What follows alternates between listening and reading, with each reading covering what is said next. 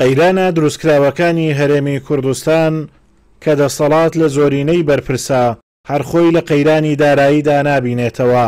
تێکدانی شیرازەی خێزان نەمانی بەختەوەری لە نێو خێزانەکان قەیرانێکی دیکەن و بەرۆکی هاوڵاتیانی گرتووە. بۆتی شکستنە سەر ئەم بابەتە و لەمپەرەکانی بەردەمی مەڵبەندی سۆرانی کۆمەڵی دادگەری سمینارێکی جەماوەری بۆ بەختیار تاڵەبانی پزیشک و هاوکات شارەزاش لە بواری پەروەردە بەڕێوە برد. لە ڕووی پەروەردەی خێزانی شێوەکە ئێستا بینیم بە زۆر ئیهمال کراوە لە سەرتاسەری بە شێوەی گشتنە جیهان ئەتوانێت ئیهمال کراوە بۆ سەردەمێکی ئێستا تێداینا لەو سەردەمی مادی و پوچگەراییەدا کەەوە قیمەت دەبۆ خێزان داناندرێ پەروەردە نەماوە لە بۆ خێزان لەو سۆنگەیەشەوە بە هەمان شێوە وەکو هەستکردن بەرپرسیارەتی لەم ڕوەوە بۆ ناوچەکەمان بەپێویستمان زانی لە بۆ خێزانەکانی ئەو دەڤەرە لە بۆ خەڵکانی ئەم دەڤەرەکەەوە کۆڕێکی لەم شێوەیە ساز بکرێت. ئاسڵاو بۆ بەڕێستان تەمەن بەداخەوە لە ئەنجامی ئەو قەیرانانی کە لە کوردستانە ڕووەدا ڕۆژ بە ڕۆژ ئەتوانین بڵێن خۆشبەختی و ئاسوودەی لە ناو دڵ و دەرونی مرۆڤەکان و خێزان و خانوادەکان بار دەکات. ئەمڕۆ باسی ئەومان کرد کە چۆن بتوانین مرۆڤەکان بۆ خۆی لە ئاستی تاگ لە ئاستی خێزان لە ئاستی خانەوادە خۆشبەختی و ئاسوودەی دروستکات، چۆن بتوانێت خۆشبەختی و ئاسوودەی بۆ کۆمەلگا دروستکات وە ئەو هۆکارانە چییە کە دەتوانێت ئیشی لەسەر بکات، کاری لەسەر بکات بۆی لە ڕێی ئەوەوە خاڵەکانی خۆشبەختی لە خۆی و لە خێزان و لە خانوادەکانە دروستکات. لە هەرێمی کوردستان ڕۆژ دوای ڕۆژ بە بەرنامەی پێشوەختەی دەسەڵاتی ئەڵمانی کار بۆ برەودان بە بیر و ڕەوشی نامۆ بە خێزان و تاچی کوردی دەکرێت.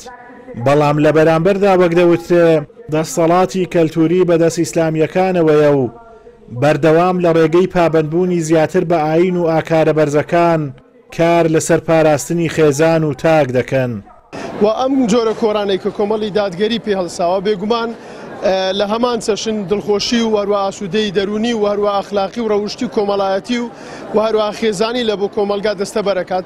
هیوادارم زیاتر گرنگی پێ بدەن و هەروە ئەو گرنگی دانانێک کە ئێستا لەلایەن کۆمەڵی دادگەریەوە هەن جێی بایەخ و شانازیە و هەروە جێی دەستخۆشی و هیممەت بەرزی ئەوانە بێگومان بەرامبەرەکەشی هەیە کە ڕێ لە ینی خێزانی بەختەوەر و هەروە ڕێ لە دروستکردنی خێزانی ئاسوودە ئەگرێت، بەڵام گرنگیدانی ئەوان بەو جۆرە کۆڕ و سمیران و ڕکشپانە زۆر بە گرنگەزانم. ئێمە دووشتی جوان هەیە، یەکەم مسلمانەتیە، دووەمیش کوردایەتە. ئەو شتانی کە لە ئیسلامە زۆر جوانن لە کوردەواریش هەر جوانن.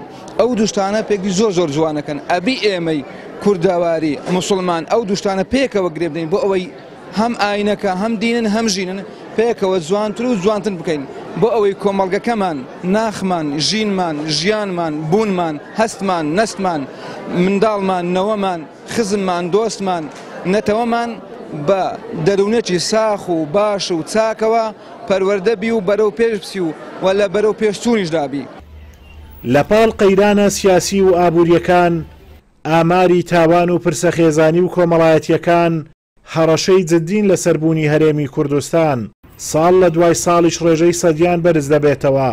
هەر بەنمونە ئێستاوای لێ هاتووە تەنیا باندێک لە ماوەی مانگێکدا 100 کیلۆگرام مادەی هۆشبەر ساغ دەکەنەوە.